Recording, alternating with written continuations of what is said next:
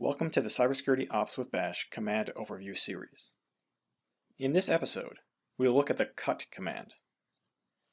The cut command is used to extract data that is arranged in columnar format. This is one of my favorite commands as I often deal with data stored in CSV files. You can use cut to extract data using its character location on each line or based on its field location. We will cover both of these options. Here is a sample file. You can use cut to extract specific characters from each line of the file.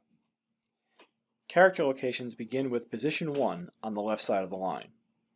So if you want to extract the third character, use cut's -C option and provide it with 3 as the argument.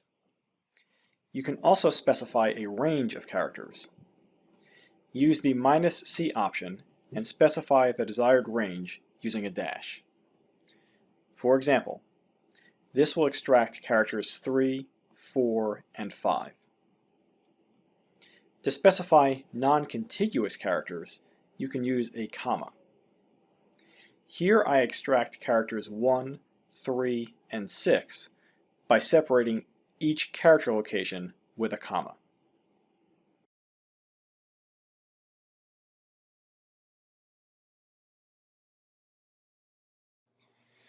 You can also use cut to extract data that is separated into fields using a delimiter. By default, cut will assume each column is delimited using the tab character.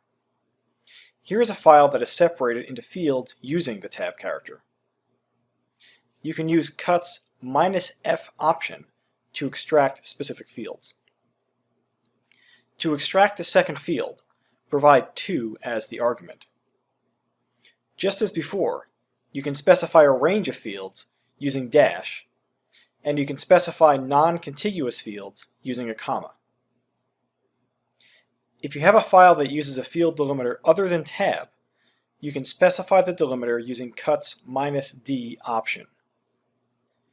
Here I have a CSV file that is delimited using commas. Use the -D option to specify the delimiter, and then use -F to specify the field as normal.